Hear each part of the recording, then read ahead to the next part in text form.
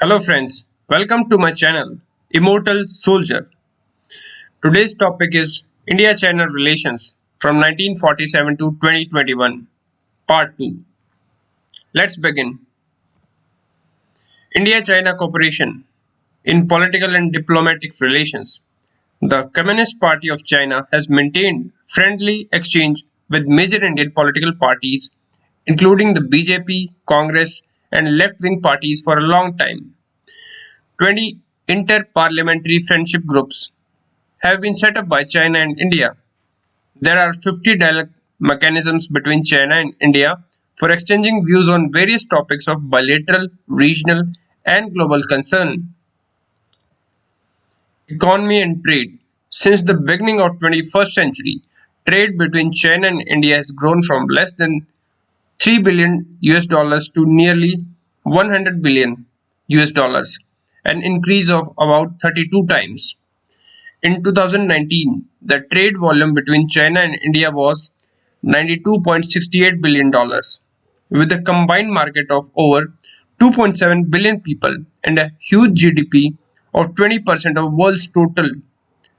China and India enjoy huge potential and broad prospects for economic and trade cooperation. In the field of science and technology, both nations have held joint research workshops on science and technology innovation. Indian companies have set up IT corridors in China, which help promote China and India cooperation in information technology and high technology. In field of defense, hand-in-hand joint anti-terrorist exercise to enhance mutual understanding and trust, exchange training experiences and jointly improved anti-terrorism capabilities. China-India defense and security consultation to strengthen exchange and cooperation in defense field. People-to-people exchange. Both nations have held meetings of China-India high-level people-to-people and cultural exchange mechanism. The two sides have made new progress on exchange and cooperation in fields of art, publishing, media, film and television, museum, sports, youth, tourism, locality, traditional medicine, yoga, education, and think tanks. Sessions of China-India High-Level Media Forum and China-India Think Tank Forum were held to strengthen exchange and cooperation in the field of media and think tanks. The two countries have established pairs of sister cities and provinces. For example, sister provinces and cities between Fujian Province and Tamil Nadu State, Guangzhou City and Chennai City. The number of Indian pilgrims to Xinjiang, autonomous region of China, has surged from several hundred in 1980s to more than 20,000 in 2020. India-China conflicts and disputes. First is border dispute. It is rooted in dispute status of the McMahon Line, which defines the border between India and Tibet. There has not been a remarkable progress in resolving the border dispute between the two sides due to importance of Oxygen to China and Arunachal Pradesh to India. Second is Dalai Lama. The presence of more than 1 lakh Tibetan refugees in India and India's continued willingness to provide shelter to Dalai Lama is a continued source of irritation in China-India relations. NSG, nuclear supplier groups.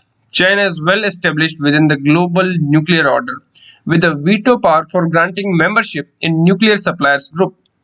India certainly faces an uneven playing card on the issue of NSG membership. Masood Azhar issue.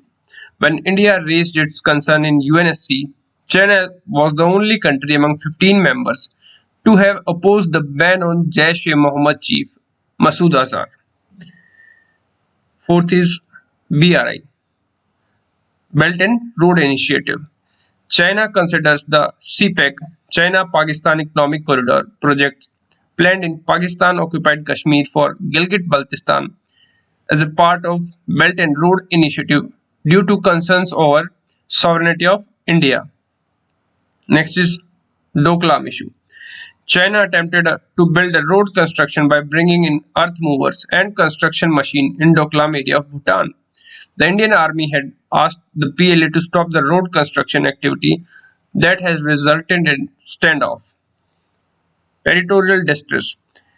Recent intrusion by PLA of China in Indian borders near J&K, Galwan Valley, Uttarakhand and Arunachal Pradesh is also creating distress in Indian side. Neighborhood ties.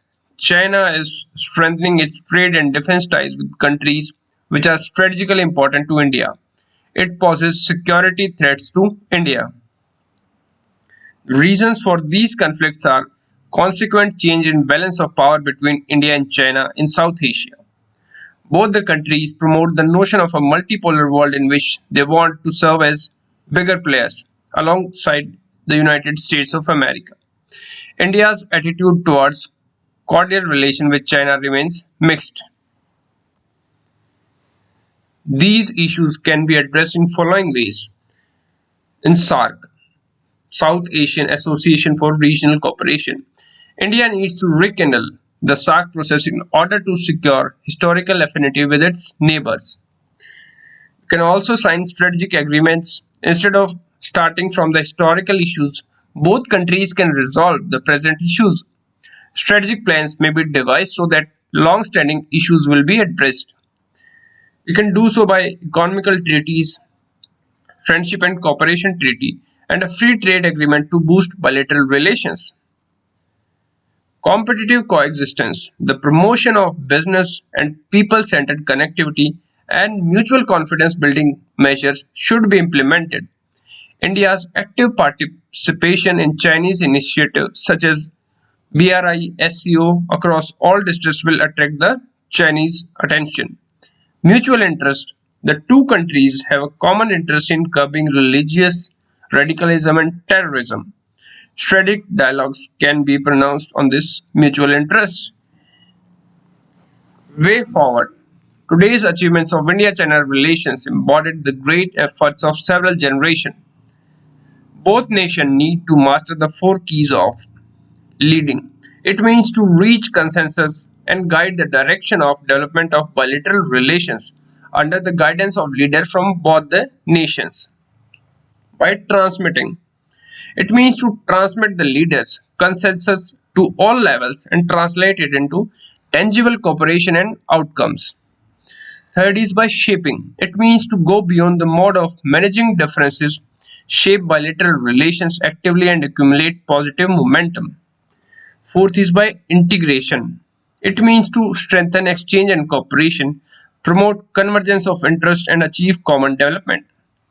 At this moment, it is particularly important to revisit the original aspiration of establishing diplomatic relations 70 years ago and carry forward the spirit of good neighborliness and friendship, unity and cooperation.